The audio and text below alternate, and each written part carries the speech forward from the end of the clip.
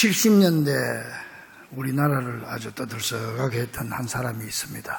원종수라고. 여러분들 아마 많이 들어보셨을 겁니다. 원종수 씨. 권사인데 감리교는 남자도 권사가 있으니까 감리교 권사님이죠.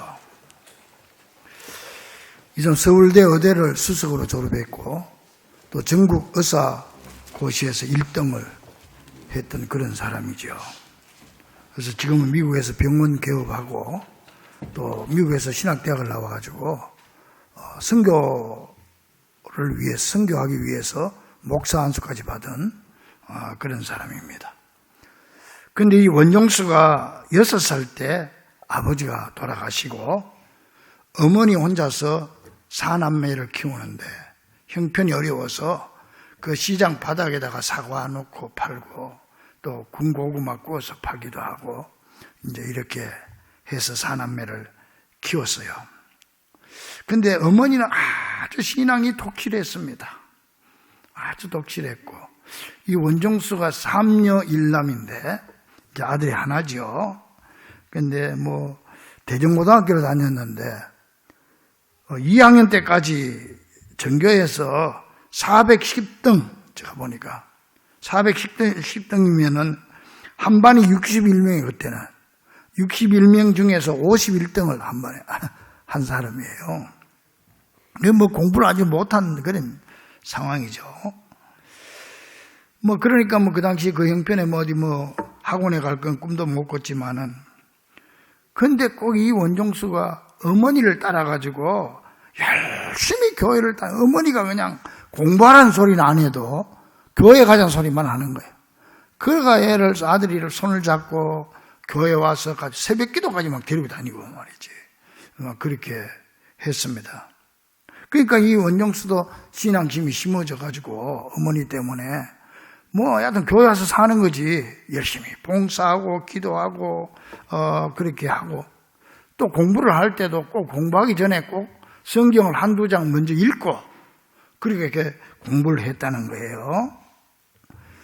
그런데 하나님께서 솔로몬의 지혜를 주셔가지고 이 원종수가 전교에서 410등 하던 아이가 나중에 갑자기 쭉 성적이 올라가지고 전교 5등으로 쭉 올라가더니 졸업할 때는 1등으로 졸업하게 된 거예요. 전교에서 1등으로 졸업하게 된 거예요.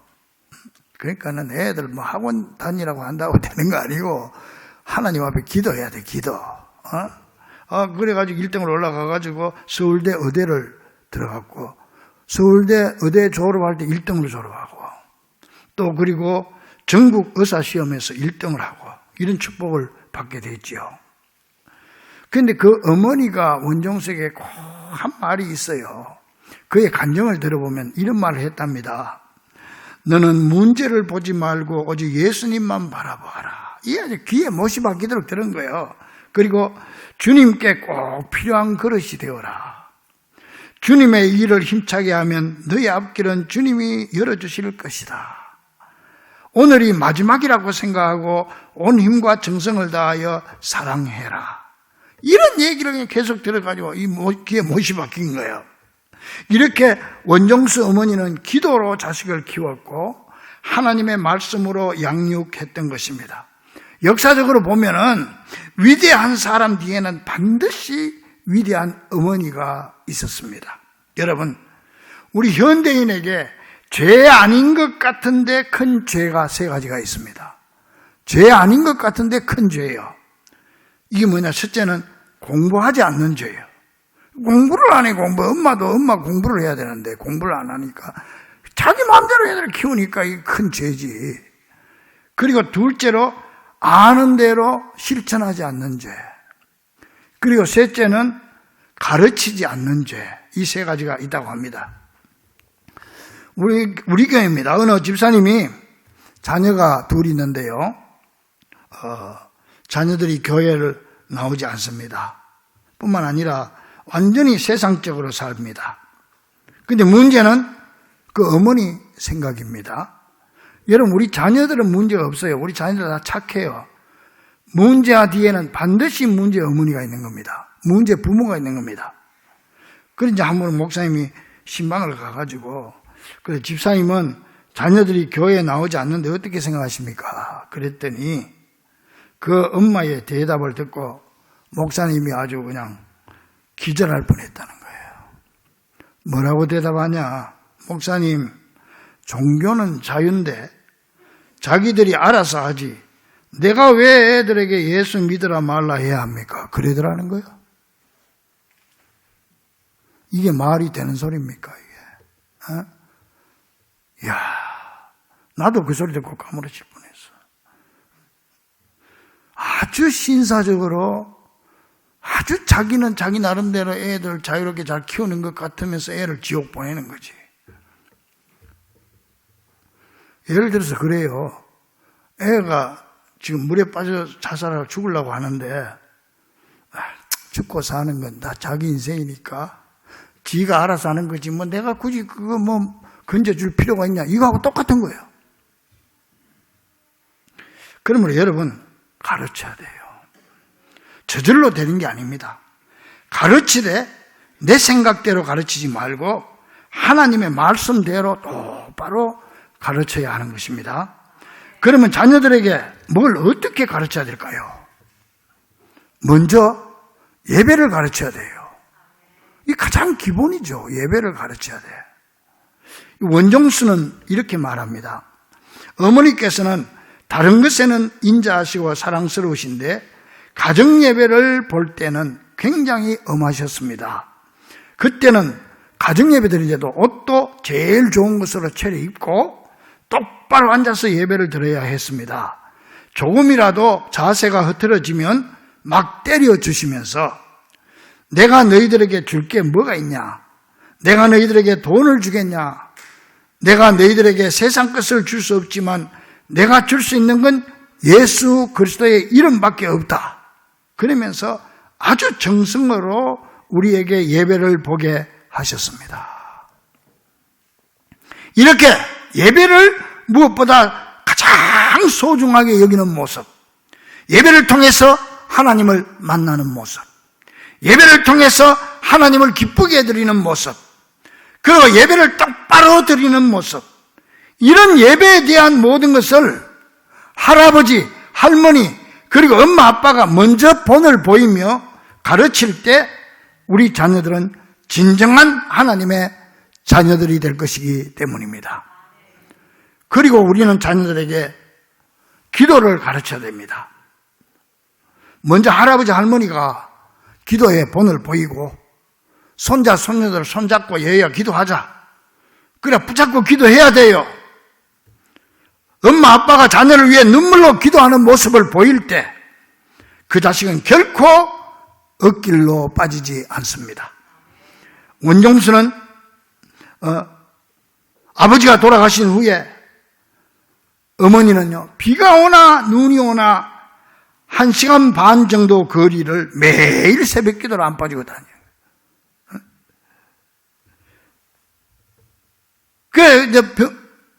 새벽 기도 다녀오면 춥잖아요. 그때 뭘 옷을 제대로 입었겠어.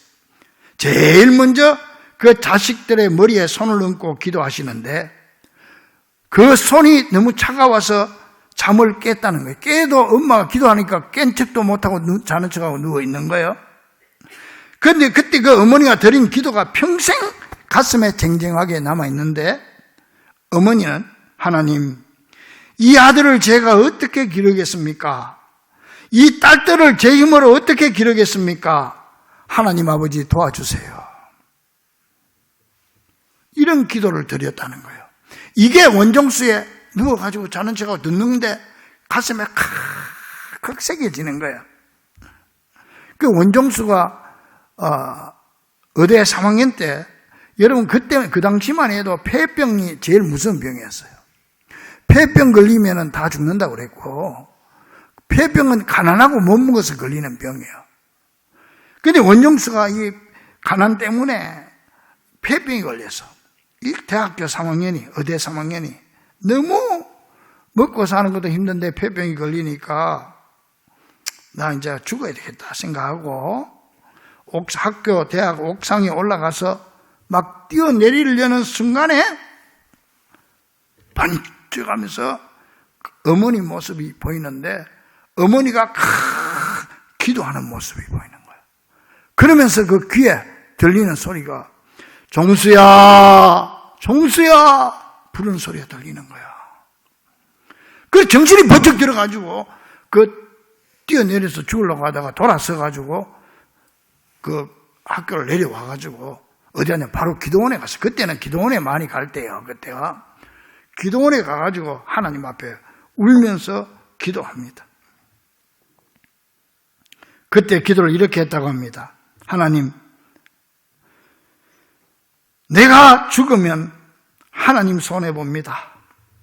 나는 앞길이 창창한 사람인데 내가 그래도 하나님하고 그렇게 가까웠고 목사님보다 더 오래 앉아서 새벽 기도를 했고 전도사님보다 장로님보다 더 앉아서 기도하던 사람인데 교회에서 사람들이 나보고 쟤는 하나님의 사람이다.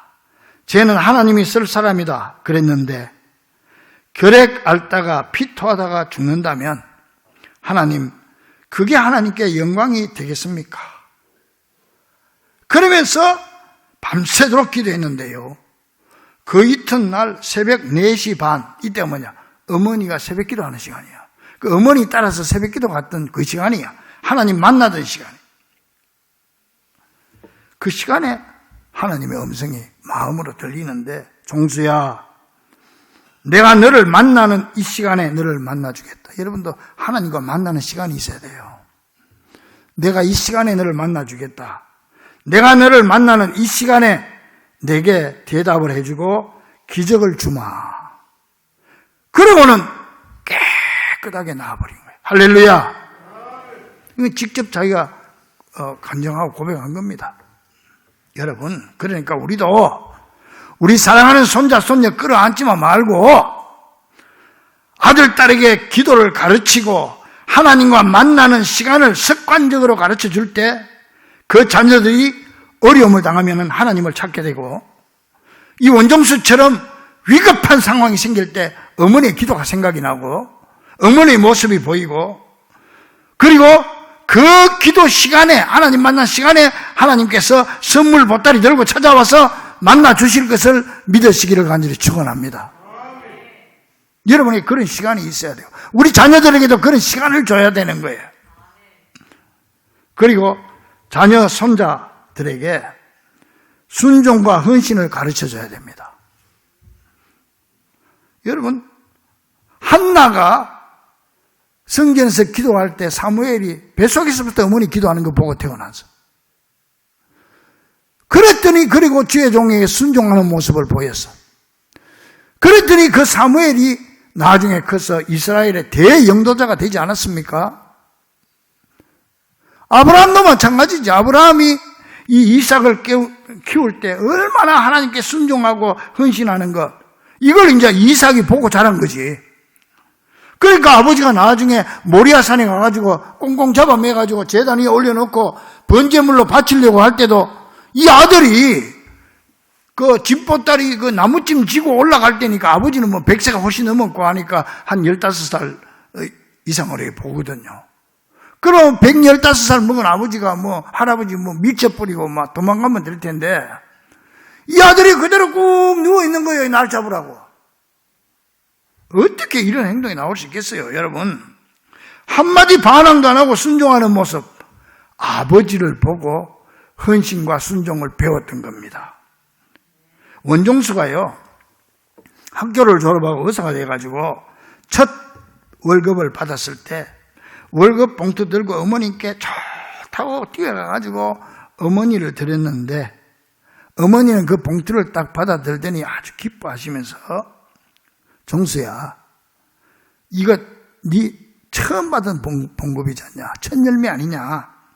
그러니까 전부 하나님께 바쳐야 된다. 그래가지고 봉투째 갖다다가 헌금해 버리는 거예요. 그리고 얼마 후에 전국 의사시험에 수석으로 합격해서 축하금이 나왔어. 어머니는 그때도 이걸 갖다 주니까 종수야, 이건 네가 처음으로 받은 상급 아니냐? 이 첫 열매니까 하나님께 바치자. 감사하자. 그대로 봉투째 갖다 바쳐버리는 거예요. 그때 원종수는 어머니 앞에서 울면서 감사 기도를 드렸답니다. 하나님, 나를 이토록 철저한 신앙으로 길러주시는 어머니가 참으로 귀하고 감사합니다. 그러므로 여러분, 부모는 자녀들을 가르치되 똑바로 가르쳐야 되는 겁니다. 그저 먹이고 재워주고 입히고 학교 보내고, 이거 양육이 아니에요. 오늘 쓴 게 양육하는 건 양육이 아니고 사육이야. 짐승들도 다 그렇게 해요. 자기 새끼들을. 이 양육한다고 생각하면 안 돼요. 그러므로 자녀를 양육하되 사육하지 말기 바랍니다. 이게 잘 안 되니까 그 믿음 좋던 가정에 믿음의 대가 끊어지고 갈수록 희미해져가지고 손자 손녀 내려가가지고 신앙생활도 제대로 안 하고, 이런 가정이 우리 주변에 얼마나 많습니까? 그래서 성경은 분명히 말합니다. 출애굽기 3장 15절에 여호와의 말씀을 대대로 기억해라. 너만 기억하고 말하라가 아니요, 내 자식까지만 해라가 아니요, 대대로. 출애굽기 12장 42절에 하나님의 명령을 대대로 지켜라. 그 외에도 성경 보면 대대로 하는 말이 수없이 나와요. 그러므로 하나님의 말씀을 대대로 지킬 때 하나님의 언약과 축복이 내 자손들에게 이어질 줄 믿으시기 바랍니다. 그래서 우리는 믿음의 대가 끊어지는 것을 가장 슬프고 괴롭게 생각해야 되는 거예요. 그래서 기도할 때마다 하나님, 우리 가정에 믿음의 대가 끊어지지 않도록 해달라고 기도해야 되는 거예요. 그러면 하나님 말씀을 대대로 지킬 때 하나님의 언약과 축복이 자손 대대로 이어질 줄 믿으시기 바랍니다. 그래서 잠언 22장 6절에 마땅히 행할 길을 아이에게 가르치라. 그리하면 늙어도 그것을 떠나지 아니하리라. 믿습니까? 그래서 오늘 본문에는 자녀를 양육하는 두 가지 방법이 딱 간단하게 나와요. 첫째는 너희 자녀를 노엽게 하지 마라 그랬잖아요. 노엽게 하지 마라. 한마디로 여러분 자녀들 화나게 만들지 말라는 거예요. 그렇다고 해서 뭐 이래저래 오냐 하는 게 아니고, 자녀들의 감정을 함부로 상하게 하지 말고 부모의 권위를 내세워서 자녀들을 함부로 다루지 말라 그 말이에요. 그래서 디모데후서 2장 25절에 보니까 거역하는 자를 온유함으로 훈계해라. 디도서 2장 12절에 신중함과 의로움과 경건함으로 해라. 자녀들 신중하게, 말 한마디 하더라도 신중하게 해라. 그 다음 오직 주의 교훈과 훈계로 양육하라고 그랬죠. 4절에 여기서 교훈은 in teaching, 가르침 안에서, 훈계하라, 마음에 간직하게 해라 그 말입니다. 그러니까는 부모는 자녀의 마음속에 주님의 가르침을 깊이 간직하도록 해줘라 그 말입니다. 그래서 성경은 말합니다. 신명기 6장 6절 7절에서 오늘 내가 내게 명하는 그 말씀을 너는 마음에 새기고 내 자녀에게 부지런히 가르쳐라. 믿습니까? 자녀들의 마음에 하나님의 말씀을 새겨주라 그 말이에요. 그러면 원종서처럼 위급한 상황이 닥칠 때 그게 살아나는 거예요. 성경에는요, 예수님의 어릴 때 모습이 잘 안 나와 있잖아요. 탄생할 때 뭐 동방박사익이 나오고, 그 다음에 쭉 뛰어가지고 공생애 3년이 나오지 뭐, 이렇게 30살까지는 잘 안 나오는데, 아주 어릴 때 한 번 나오고, 조금 자랐을 때 한 번 나오고, 2개 나와요. 근데 아주 어릴 때 모습이 누가복음 2장 52절에 딱 하나 나옵니다. 뭐냐? 아기가 자라며, 아기는 예수님이에요. 자라며 강하여지고 지혜가 충만하며 하나님의 은혜가 그 위에 있더라. 요 딱 한 절 나와요. 이게 예수님의 어릴 때 모습이에요. 보세요. 첫째는 강하여지고 건강하게 자랐다는 거예요. 예수님 건강하게 자랐다. 그리고 지혜가 충만하여 아는 것이 많아지고 지식이 늘어났다는 거예요. 지식이 늘어났다. 보세요. 몸도 건강하지, 아는 것도 늘어나, 지식이 늘어나지. 얼마나 복받았어요. 예수님 그렇게 자랐는데, 그런데 이게 균형을 잘 맞아야 됩니다. 몸은 건강한데 이 공부는 맨날 꼴찌하면 그것도 참 골치 아픈 거예요. 그거. 맨날 싸움이 나가지고 애들 두드려 패고 말이지. 그런데 거꾸로 공부는 잘하는데 몸은 약해가 빌빌하면 그것도 문제예요. 그러니까 예수님처럼 여러분 자녀들이 양면의 날선 칼과 같아. 건강의 축복, 지혜의 축복, 할렐루야. 이게 시퍼렇게 서 있어야 돼. 그런데요, 이게 양면에 쓴 칼이 있으면 이거 그냥 가지고 다니면 위험한 거예요. 내가 다칠 수도 있고 욱해서 상대방을 다치게 할 수도 있는 거 아니에요. 그래서 여기는 뭐가 있어야 돼? 칼집이 있어야 돼. 칼집이 있어야 돼. 그래서 예수님께는 칼집이 있었다. 뭐냐? 하나님의 은혜가 그 위에 있더라. 하나님의 은혜가 칼집이 되어 있어야 돼요. 그래서 여러분들 공부 잘하고 건강하게 자라는 것도 물론 부모들이 관심을 써야 되지만 부모들이 내 사랑하는 자녀에게 꼭 해줘야 되는 게 칼집을 만들어줘야 돼. 여러분들의 칼집은 뭐냐? 은혜의 칼집. 하나님의 은혜가 그 위에 있다. 그래야 필요할 때만 빼가지고 쓰고 필요할 때만 쓰는 거지. 이 칼집 없는 양면의 날선 칼은 이거 굉장히 위험한 거 이거. 그러니까 여러분들이 할 일은 뭐야? 기도로, 말씀으로 자녀들에게 칼집이 되어줘야 돼. 여러분들이 칼집을 만들어줘야 되는 줄로 믿습니다. 잘 먹이고 공부 열심히 시키는 거 중요하지만은 그 위에 하나님의 은혜의 칼집을 탁 덮어놔야 돼. 창세기 48장에 보면은 이삭이 죽기 전에 손자들에게 축복하는 장면이 나와요. 그 요셉의 아들 므낫세와 에브라임 두 손자를 데려와가지고 할아버지한테 이제 축복 기도 해달라고 하니까 이 할아버지가 손을 엇갈려가지고 이렇게 기도해 줍니다. 머리에다가 손을 얹고 기도해 주는데 이 할아버지 기도 때문에 므낫세와 에브라임이 훌륭한 사람이 되는 거예요. 하나님의 복을 받는. 그러니까 이제는 부모님들한테 맡기지 말고 부모님들에게만 맡기지 말고 할아버지 할머니에 놨어야 돼. 믿습니까? 아이고 지 자식 지가 알아서 하지. 아니요. 이삭은 손자들에게 안수해서 축복해 주니까 그 손자들이 할아버지 기도 때문에 복받은 거예요. 믿습니까? 할아버지 할머니들이 이제는 손자들 책임지고 맡아야 돼요. 물론 부모님은 당연한 거지만은. 그러므로 손자들을 엄마 아빠에게만 맡기지 말고 할아버지 할머니들이 앞장서서 손자들 손 붙잡고 얘야 기도하자 기도하고 주의 교훈과 훈계로 양육하심으로 우리의 사랑스러운 후손들이 므낫세와 에브라임처럼 복받는 자녀들이 될 수 있기를 주의 이름으로 간절히 축원합니다.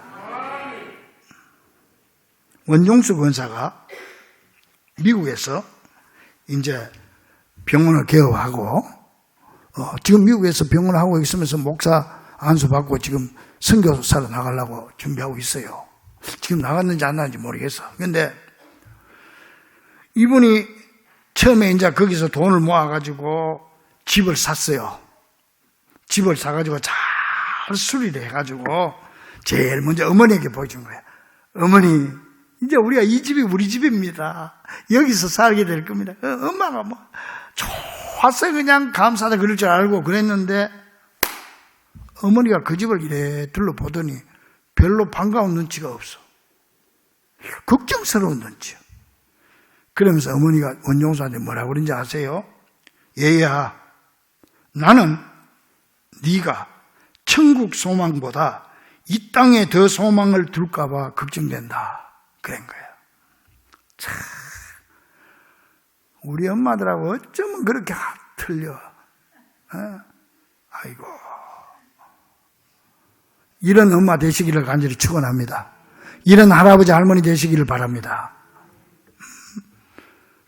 벌써 다른 거예요. 다른 거예요. 부모가 다르고 할아버지 할머니가 다른 거예요. 여러분, 지금의 원종수 박사, 원종수 목사를 있게 한 건 과연 무엇일까요? 그 이유를 원종수가 한마디로 자기가 얘기합니다. 지금의 내가 있게 된 것은 철저히 말씀으로 양육하고 실천으로 모범을 보이고 눈물로 기도해 주신 어머니 덕분입니다. 믿습니까? 우리의 자녀들이 이렇게 고백할 수 있도록 우리 자녀들을 양육할 수 있기를 주의 이름으로 간절히 축원합니다. 여러분 자녀들이 그렇게 고백하겠습니까? 그게 주의 교양과 훈계로 양육하는 거예요. 그게 사랑하는 우리 중부 가족들이요, 자녀는요 내 소유물이 아니고 하나님이 내게 맡겨준 기업입니다. 우리가 무슨 자격으로 내 자식을 내 마음대로 키웁니까? 하나님이 나한테 맡겨줬는데, 주인이 하나님인데 하나님이 세워줘야 되고 하나님이 지켜줘야 되는 거예요. 믿습니까? 여호와께서 집을 세우지 아니하시면 세우는 자의 수고가 떼며 여호와께서 성을 지키지 않으면 파수꾼의 깨어있음이 헛되도다. 너희가 일찍 일어나고 늦게 누우며 수고의 떡을 먹으면 헛되도다. 새벽부터 나가서 밤늦게까지 일해도 내 건강 지키는 거, 내 가정 지키는 거, 세우는 거 하나님이 해줘야 된다는 거예요. 보라, 자식들은 여호와의 주신 기업이요 태의 열매는 그의 상급이로다. 믿습니까? 자식은 하나님이 주신 기업이고 태의 열매는 그의 상급이다. 이것이 그 화살통에 가득한 자는 복되도다. 젊은 자의 자식은 장사의 수중에 화살 같으니 이것이 그 화살통에 가득한 자는 복되도다. 아멘입니까? 근데 왜 하나만 나와요? 가득한 자가 복된대. 애 낳을 사람보다 할매가 더 많구만, 할아버지. 그 자식이 그만큼 복되다는 거예요. 이것이 그 전통에 가득한 자는 복되, 화살통에 가득한 자는 복되도다. 그들이 성문에서 원수와 담판할 때 수치를 당하지 아니하리로다. 할렐루야. 자식이 아버지의, 부모의 영광이라는 거예요. 자식이. 자식은 여호와의 주신 기업이요 태의 열매는 그의 상급이다. 자식, 하나님이 나한테 맡겨준 자식이요. 이게 믿습니까? 그러니까 누구 뜻대로 키워야 돼? 하나님 뜻대로, 주인 뜻대로 키워야지. 주인 뜻대로. 그러므로 우리는 자녀를 양육하되 내 생각대로 하지 말고 주의 교훈과 훈계로 양육하되, 오늘 본문 보면은 그 앞에 꼭 기억해야 될 말씀이 있어. 오직 주의 교훈과 훈계. 오직. 이 말을 잊지 마십시오. 오직 주의 교훈과 훈계로 양육하고 오직 성경이 답이고 오직 성경 말씀대로 양육하라. 나아가서 부모와 할아버지 할머니 온 가족이 힘을 합쳐서 먼저 본을 보임으로 우리 자녀들이, 자손들이 이 나라와 이 민족 그리고 한국 교회의 귀한 일꾼들로 양육될 수 있기를 우리 주 예수 그리스도 이름으로 간절히 축원합니다. 기도하겠습니다.